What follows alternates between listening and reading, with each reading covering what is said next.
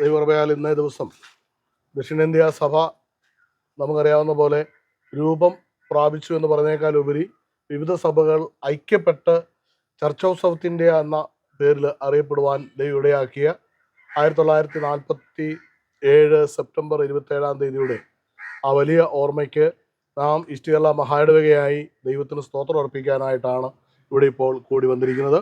കടന്നു വന്നിരിക്കുന്ന നമുക്ക് നേർന്നു നൽകുന്ന ഏറ്റവും ആദ്യനായ വി.എസ്. ഫ്രാൻസിസ് തിരുമേനിയെയും അതുപോലെ ഏറ്റവും സ്നേഹമുള്ള ഡാൽ ഫ്രാൻസിസ് കൊച്ചമ്മയെയും മറ്റ് ഓഫീസേഴ്സ്, വൈദികർ, നമ്മുടെ ഓഫീസ് സ്റ്റാഫ് എല്ലാവരെയും വളരെ സ്നേഹത്തോടെ ഈ ശുശ്രൂഷയിലേക്ക് സ്വാഗതം ചെയ്യുന്നു. തീർച്ചയായും അവരെല്ലാവരും ദൈവസന്നിധിയിൽ എല്ലാവരും ഒന്നാകേണ്ടതിനുള്ള കർത്താവിൻ്റെ പ്രാർത്ഥനയുടെ പൂർത്തീകരണമായ ആ അനുഗ്രഹം ഈ നാളിൽ കൂടുതലായി നമ്മുടെ സഭയ്ക്കും എല്ലാ മഹായിടവകൾക്കും പ്രത്യേകിച്ച് ദക്ഷിണേന്ത്യാ സഭയുടെ തുടർന്നുള്ള ഭാവിയിലും ദൈവം വെളിപ്പെടുത്തുവാൻ നമുക്ക് പ്രാർത്ഥിക്കാം. ഇപ്പോൾ നമുക്ക് ഒരു ചെറിയ വാക്കിലൂടെ നമ്മളെ അനുഗ്രഹിപ്പാനും അതോടൊപ്പം പതാക ഉയർത്തുവാനുമായിട്ട് അഭിനന്ദ തിരുമേനിയെ സ്നേഹത്തോടെ ക്ഷണിക്കുന്നു.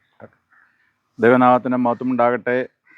അച്ഛൻ പറഞ്ഞതുപോലെ ഇന്ന് നമ്മുടെ സഭയുടെ ദക്ഷിണേന്ത്യ സഭയുടെ CSI സഭയുടെ 78ാമത് രൂപീകരണ ദിനമാണ്, 77ാമത് വാർഷികമാണ് കൊണ്ടാടുന്നത്. ഇന്ന് വിവിധ മഹാടകളിൽ വിവിധങ്ങളായ പ്രോഗ്രാമുകൾ നടത്തുന്നുണ്ട്. സിനഡ് സെൻട്രൽ അവരവിടെ പതാക ഉയർത്തുന്നുണ്ട്. മറ്റ് വിപുലമായ പ്രോഗ്രാമുകൾ അവിടെ ഇല്ല. പതാക ഉയർത്തുന്നു എന്ന് കഴിഞ്ഞ ദിവസം വിളിച്ചപ്പോൾ പറയുണ്ടായി. അതുപോലെ ഓരോരോ സ്ഥലങ്ങളിലും വിവിധങ്ങളായ പ്രോഗ്രാമുകളാണ് ക്രമീകരിക്കപ്പെട്ടിരിക്കുന്നത്. ഇത് ഒരു വലിയൊരു ഓർമ്മ പുതുക്കലാണ്. അതൊരു ഐക്യപ്പെടലിൻ്റെ ഒരു ഓർമ്മ പുതുക്കലാണ് ഇവിടെ ഉള്ളത്. പ്രത്യേകിച്ച് CSI സഭയുടെ രൂപീകരണത്തെക്കുറിച്ച് പറയുമ്പോൾ ചരിത്രത്തിൽ രേഖപ്പെടുത്തിയിരിക്കുന്ന പോലെ തന്നെ പെന്തക്കോസ്തിന് ശേഷം രണ്ടാമത് നടന്ന ഒരു സെക്കൻഡ് പെന്തക്കോസ് എന്ന രീതിയിലാണ് നമ്മുടെ സഭയുടെ ഐക്യപ്പെടലിനെ കുറിച്ച് ഇതിൻ്റെ ചരിത്രം രേഖപ്പെടുത്തിയിരിക്കുന്നത്. എന്നാൽ ഈ കാലത്ത് സഭ നേരിടുന്ന ഏറ്റവും വലിയ വെല്ലുവിളി എന്നുള്ളത് വേറെ ഒന്നുമല്ല, ഈ ഐക്യപ്പെടലും അല്ലെങ്കിൽ ഈ ഒരു സഭ എന്നുള്ള ആ ഒരു ചിന്തകളൊക്കെയും നമ്മിൽ നിന്ന് കുറഞ്ഞു പോകുന്നു എന്നുള്ളതാണ് അത് നേരിടുന്ന ഏറ്റവും വലിയ വെല്ലുവിളി. പ്രത്യേകമായും വ്യത്യസ്ത പാരമ്പര്യങ്ങളുള്ള സഭകൾ ഒരുമിച്ച് ചേർന്നാണ് ഇത് രൂപീകൃതമായത്. ഏതാണ്ട് 30-ലധികം സഭകളും സുവിശേഷ സംഘടനകളുമാണ് ആദ്യകാലങ്ങളിൽ ചർച്ചയ്ക്കുണ്ടായിരുന്നത്. നീണ്ട 17 ചില്ലുവാനും വർഷങ്ങളിലെ പ്രാർത്ഥനയും ചർച്ചകൾക്കും ഒടുവിലായിട്ടാണ് ഈ 4 ബാക്ക്ഗ്രൗണ്ടിലുള്ള സഭകൾ ഒരുമിച്ച് ചേർന്ന് വന്നത്. അതെല്ലാവരും വന്നില്ല എല്ലാ സമയത്തും, എന്നാൽ ചിലത് പൂർണ്ണമായിട്ട് വരികയുണ്ടായി. അങ്ങനെയാണ് നമ്മൾ ഐക്യസഭ ഇവിടെ രൂപപ്പെട്ടത്. അത് വന്നുകൊണ്ടിരിക്കുന്നു.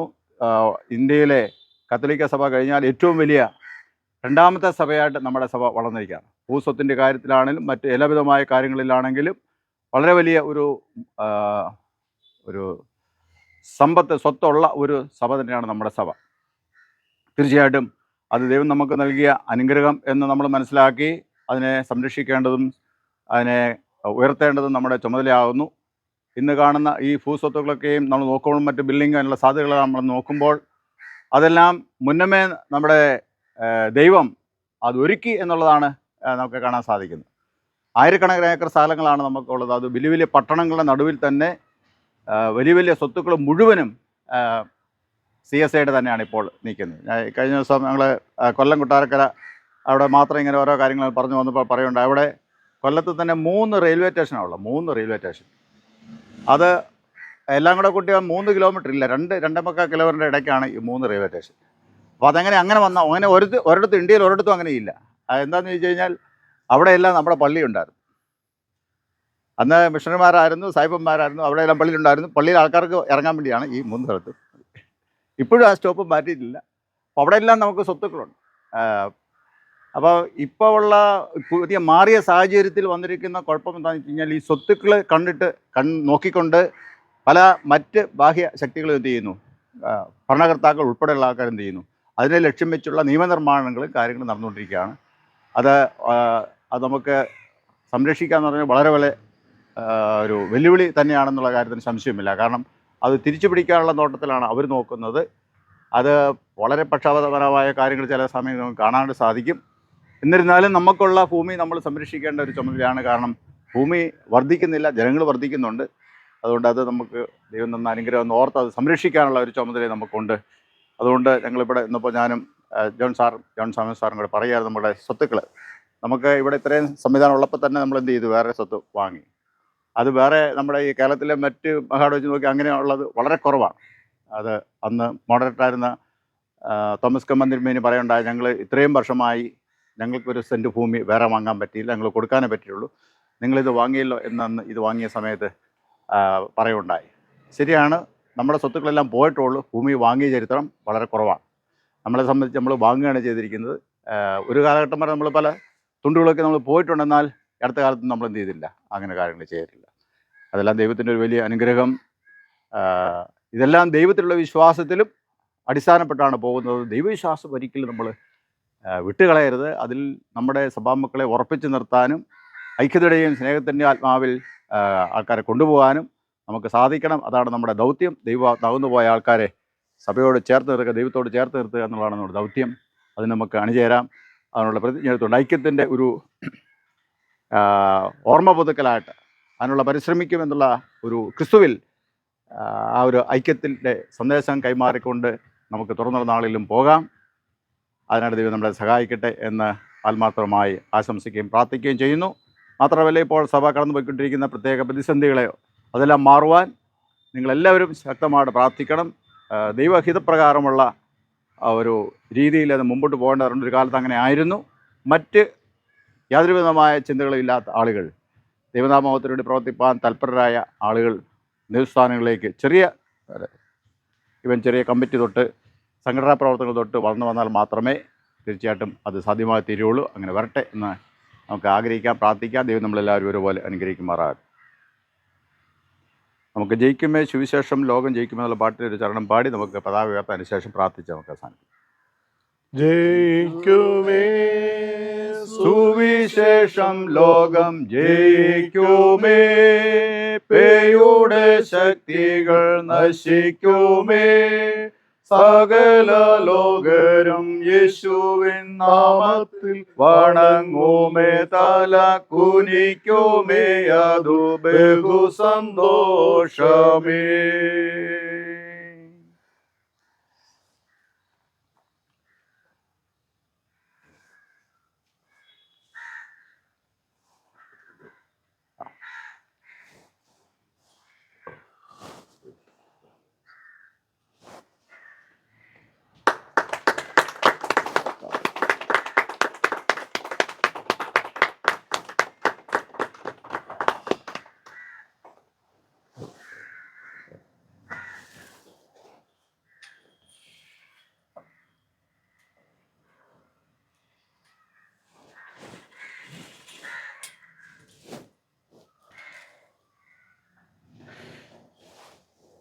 കർത്താവേ, പരിശുദ്ധ പിതാവേ, അങ്ങ് ഞങ്ങൾക്ക് തന്ന ഐക്യസഭയ്ക്കായി നന്ദിയോടെ സ്തോത്രം ചെയ്യുന്നു. ഇന്നേക്ക് 78 വർഷങ്ങൾക്ക് മുമ്പ് ഇപ്രകാരം ഞങ്ങൾക്കൊരു സഭയെ നൽകി.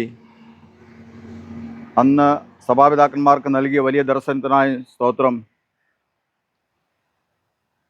അങ്ങയുടെ മഹാപൗരോഹിത്യ പ്രാർത്ഥനയിൽ അങ്ങ് പ്രാർത്ഥിച്ചതുപോലെ തന്നെ നാം ഒന്നായിരിക്കുന്നത് പോലെ അവരും ഒന്നാകേണ്ടതിന് എന്നുള്ള പ്രാർത്ഥനയുടെ പൊരുൾ തിരിച്ചറിഞ്ഞ് അന്നത്തെ സഭ, അതിൻ്റെ അർത്ഥം മനസ്സിലാക്കിയ സഭാ നേതാക്കന്മാർ ഭിന്നിച്ച് നിൽക്കുന്നതല്ല, ഒന്നിച്ച് നിൽക്കുന്നതാണ് ഇന്ത്യയിൽ അങ്ങയുടെ മൗത്യമേറിയ രക്ഷയുടെ സന്ദേശം അറിയിപ്പാൻ യോജിച്ചത് എന്ന് ചിന്തിച്ച് അതിനുവേണ്ടി പ്രാർത്ഥിച്ച് തക്ക സമയത്ത് അങ്ങ് ഒരു ഐക്യസഭയെ നൽകിയല്ലോ.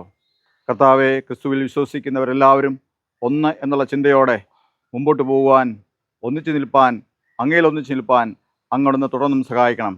ഞങ്ങളുടെ ഐക്യസഭയ്ക്കായി പ്രത്യേകമായി സ്തോത്രം ചെയ്യുന്നു. അതിപ്പോൾ കടന്നുപോയിക്കൊണ്ടിരിക്കുന്ന പ്രതിസന്ധികളോർത്ത് പ്രാർത്ഥിക്കുന്നു. അതിനെല്ലാം ഒരു പരിഹാരം അങ്ങയുടെ പക്കൽ ഉണ്ട് എന്ന് നിങ്ങൾ അറിയുന്നു. അതിനായി നമ്മുടെ സ്തോത്രം. കർത്താവെ, അങ്ങോട്ടൊന്ന് സഹായിക്കുകയും ഞങ്ങൾ അനുഗ്രഹിക്കുകയും ചെയ്യണമേ. ഓരോരോ കാലഘട്ടങ്ങളിൽ തലമുറകൾ മാറി മാറി വരുമ്പോൾ അതിനനുസരിച്ചുള്ള ദർശനം നൽകി, ദിശാബോധം നൽകി ഞങ്ങളുടെ സഭയെ അങ്ങ് മുന്നോട്ട് നയിക്കണമെന്ന് പ്രത്യേകമാണ് പ്രാർത്ഥിക്കേണ്ട. പ്രാർത്ഥനയായിട്ട് നിങ്ങൾ ഓർക്കുന്നു കർത്താവെ, അത് നിങ്ങൾ വിശ്വസിക്കുന്നു. അങ്ങിൽ വിശ്വസിക്കുന്ന എല്ലാവരും ഒന്നായി തീർന്നേ പറ്റൂ. അത് നിങ്ങൾ അറിയുന്നു കർത്താവ്. അതിനാൽ അങ്ങിൽ വേറെ ഒന്നും ചിന്തിക്കാതെ അങ്ങിൽ ഒന്നായി തീരുവാൻ, നന്നായി ചിന്തിപ്പാൻ, ഐക്യപ്പെടുവാൻ ഞങ്ങളവിടെ സഹായിക്കണം. മറ്റ് മാനുഷികമായ ചിന്തകളെക്കാൾ അപ്പുറമായി ദൈവികമായ ആലോചനകൾക്ക് പ്രാധാന്യം നൽകൊണ്ടുപോകാൻ സഹായിക്കണം. ഞങ്ങളുടെ മഹാടയ്ക്കായി സ്തോത്രം. കർത്താവെ, 40 വർഷം പിന്നിടുവാൻ തക്കവണ്ണം സഹായിച്ചു. ഇതുവരെ അങ്ങ് നടത്തിയ വലിയ കൃപകൾക്കായി നമ്മുടെ സ്തോത്രം. പുതുവർഷത്തിലേക്ക് ഞങ്ങളും പ്രവേശിക്കുമ്പോൾ, CSI സഭ പ്രവേശിക്കുമ്പോൾ അങ്ങോട്ട് ധാരാളമായ കൃപ അവിടുന്ന് പകരണം. ഞങ്ങളെ തന്നെ അങ്ങോട്ട് തൃപ്പാദിന് താഴ്ത്തി സമർപ്പിക്കുന്നു. അനുഗ്രഹിക്കണമേ, കൃപ ചെയ്യണമേ. ഇന്ന് ഈ സന്തോഷ ദിനത്തിൽ ഇവിടെ സന്നിഹിതരായിരിക്കുന്ന ബഹുമാനരായ അച്ഛന്മാരെയും കർത്താവെ, ഞങ്ങളുടെ ഓഫീസ് സ്റ്റാഫംഗങ്ങളെയും മറ്റ് പ്രിയപ്പെട്ടവരെല്ലാം ഓർത്ത് പ്രാർത്ഥിക്കുന്നു. എല്ലാവരും അവിടെ നിന്ന് അനുഗ്രഹിക്കണം. അങ്ങേൽ അനുഗ്രഹിക്കപ്പെട്ടവരായി, അങ്ങയിൽ സന്തോഷമുള്ളവരായി, അങ്ങയിൽ സമാധാനമുള്ളവരായി കർത്താവെ, ഈ വളരെ അസമാധാനമുള്ള അസന്തുഷ്ടിയുള്ള ലോകത്ത് ജീവിപ്പാൻ അങ്ങോടൊന്ന് ഞങ്ങളെ പ്രാപ്തരാക്കണം. അതിനങ്ങളുടെ ധാരാളമായ കൃപ ആവശ്യമാകുന്നല്ലോ. ഞങ്ങളെ തന്നെ ഞങ്ങൾ തൃപ്പാതി താഴ്ത്തി സമ്മതി അനുഗ്രഹിച്ചടങ്ങളെ പറഞ്ഞേക്കണം. ബഹുത്തിൽ അങ്ങ് മാത്രം എടുക്കണം. യേശുനാഥ് പ്രാർത്ഥിക്കുന്നത് ദൈവത്തെ കേൾക്കണമേ. സ്വർഗ്ഗസ്ഥനായ ഞങ്ങളുടെ പിതാവേ, തിരുനാമം സ്വീകരിക്കപ്പെടണമേ, തിരുരാജ്യം വരണമേ, തിരുവിഷ്ടം സ്വർഗ്ഗത്തിലെ പോലെ ഭൂമിയിലാകണമേ. ഞങ്ങൾക്ക് ആവശ്യമുള്ള ആഹാരം തരണമേ.